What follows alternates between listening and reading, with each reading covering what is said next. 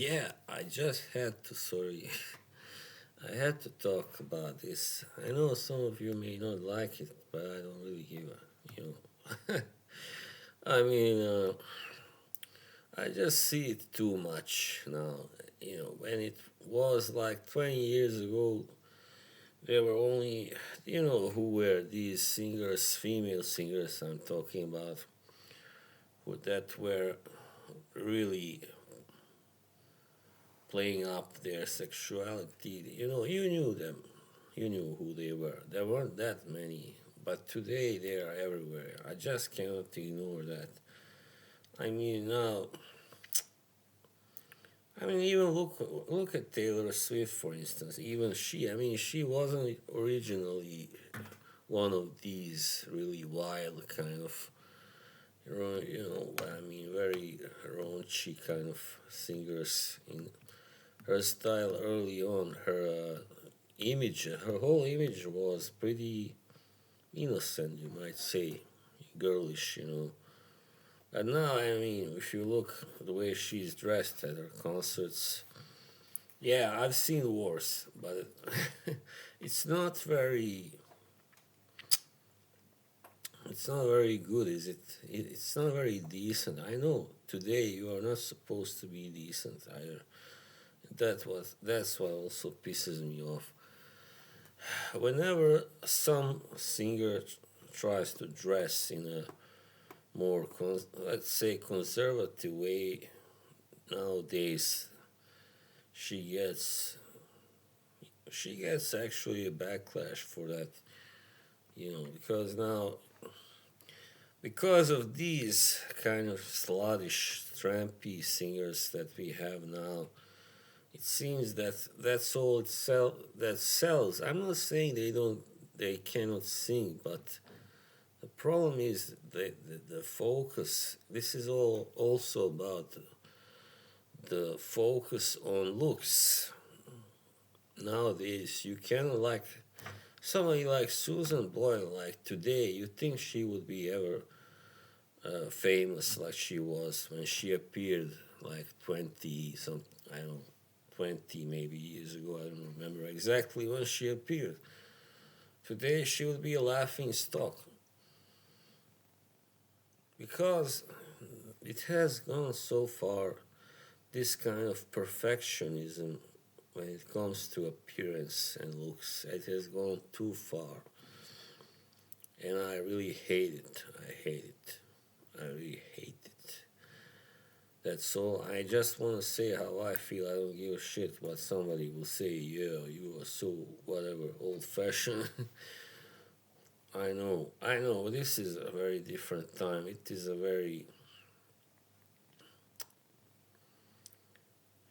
a time of debauchery, however you pronounce that word. I'm not sure. I don't think I ever used it before. Yeah, it is a time of debauchery, definitely, and there are no more values. There are no more. Modesty is now a cuss word. Actually, being modest is almost considered, yeah, like really a bad thing, and people who are modest also get laughed at. They get ridiculed. People who dress modestly, especially celebrities. And why? Because it is, of course, the fault of the people who are the big power men behind the scenes. It's always men, by the way. And they want to see these beautiful, voluptuous women get out there and sing, wearing very revealing outfits. And I think what inspired me to do this video is that I saw some pictures, I googled some pictures of Megan D. Stallion. Really funny, odd choice of name, by the way.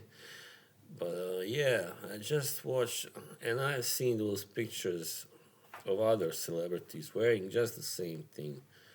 Mostly singers. it is a little different with actresses. Thank goodness they haven't gone so far that they just undress at every premiere or whatever. Or I mean, show so little. I mean, Megan Fox is one of those that do just that, but she has never been much of an actress anyway. So what I'm trying to say is that I really hate the fact that looks are really important now, a key to a success in a creative business such as music. Yep. I mean, because actually it would have made much more sense if actresses dressed like that, because acting is a very vain and superficial thing. I mean, the movie industry in Hollywood, especially, it's all about men and women who look good. Acting talent comes second very often, and well, yeah, it does. Unless it's we are talking about independent film, of course, that's something completely different. But I was just gonna Google, like for instance, Rita Ora, and like one of the worst I think when it comes to this. It's not just the way she dresses. Rita Ora and Dua Lipa both. It's just the way they perform, the whole stage performance, the dancing, the way they. I mean, it's very suggestive. It's very, very. It's too. Yeah, just too sexually suggestive. Very, very suggestive. I don't know what other word to use. And earlier you had a few, as I said, only a few singers like in 2000, let's go to 2000, 2001, whatever. Who did you have that did this? You had J Lo, you had Britney Spears, and then later on also Christina. Yeah, that was pretty much it. There was nobody else pretty much that did this. I mean, of really big names. Well, Beyonce also, of course. So I think that's where it started. Of course, that's when it started, the whole thing. I mean, if you go to the 90s, back whole way back to the 90s, when I was a teenager and a young man. I mean, if you look at those music videos, you will not see a single. I don't think you'll see any singer really dressed very provocatively and yeah, in that kind of raunchy way. And yeah, I don't think you will see a single one. I mean, Kylie Minogue was kind of yeah, she was, but she didn't go that far, anyway. As modern singers, those that I mentioned already, for instance. I mean, but the problem is, all right, even then you had like maybe Kylie Minogue and Madonna, of course, but that was pretty much it. And they were, carrying the flag of, the flag of raunchiness, to put it that way. But now it's like 9 out of 10 singers dress like that. Their whole image is like that, and their videos are just well, man, off the charts. So yeah, I mean, for instance, I remember when Rita Ora performed at the World Cup, was it? Or was it? I don't remember. It was something like that. Or was it? I don't remember. Sorry. So many things have happened because of the COVID. Like 1 year after another, like the Olympics and Football World Cup and European Cup. It was one of those. I remember her performance. I remember watching her there, and she was like, I was like, what the heck? She was like touching her bum and like, what the, you know. I mean, one thing is to go out there dressed like that. I mean, she wasn't very. She was pretty, covered. It was not a revealing outfit, but the way she behaved with it, I mean, that was very indecent, to put it that way. So, and this is like the opening ceremony of a big sports arrangement. So, what does that say then about this age? And that's the worst thing. I mean, I see also people that I follow on Instagram. Like nobody has any kind of restraint. Nobody has any kind of. Everybody is supposed to be just far out, far out now. I don't get it. I get it. I get it, but it's not. I don't like it. That's what I'm saying. Yeah, shit, man. But yeah, I mean, I know. For instance, I already talked about this subject with somebody else with a rather famous YouTuber who is a Fracom, well, kind of part of Fracom, and he's not a conservative guy at all, but he also thought that, for instance, Dua Lipa, the way she danced on stage, was slutty. Basically, it was slutty, and I really hate it because why do you need it if you can sing? You know you have a good voice, good enough voice. Yeah, you look great, you are beautiful, but why do you have to behave like you're some kind of, you know, exotic go-go dancer or whatever? It's like you are putting yourself below, a class below that way, really. That's what you are doing. So you gotta have a little restraint, all right, girls. And Sabrina Carpenter, I know she's supposed to be the next great thing.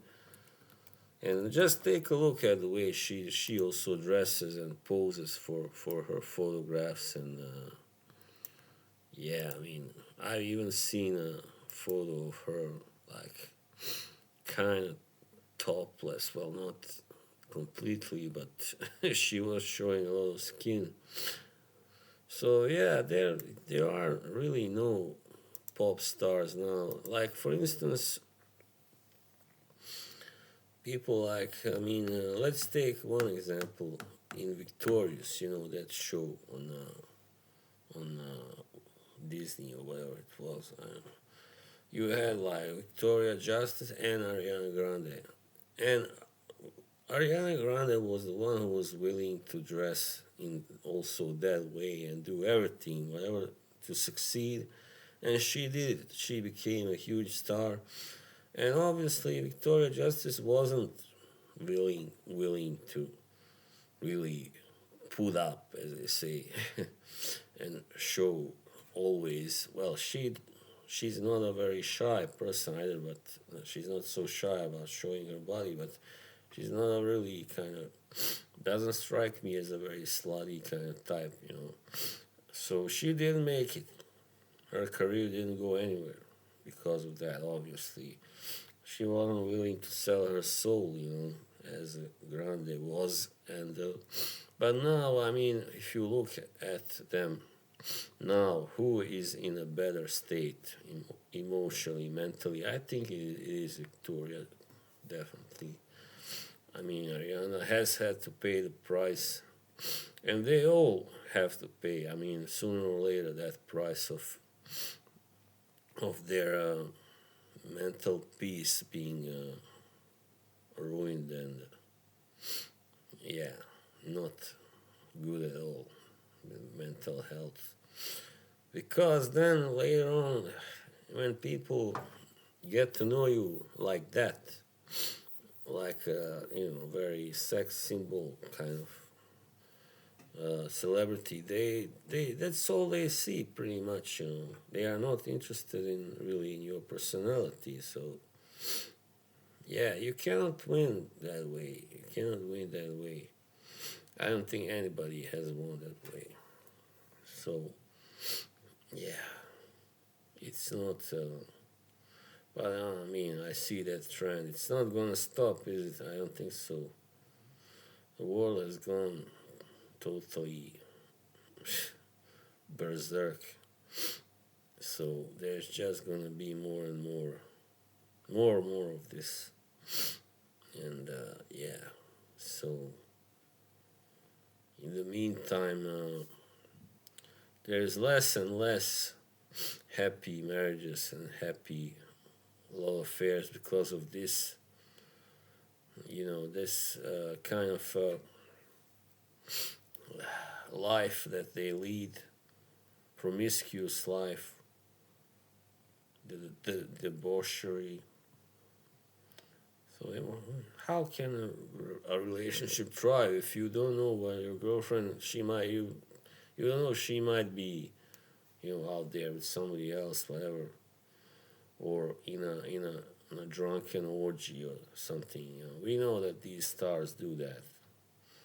So you have seen these relationships now fall apart all the time between celebrities. So that's one of the reasons why it's not just the media that pressure, it's also that other thing, because they are constantly exposed to fans, groupies, whatever, and yeah, people who just want a piece of them and not a piece of their soul. All right, I think I said enough. Bye.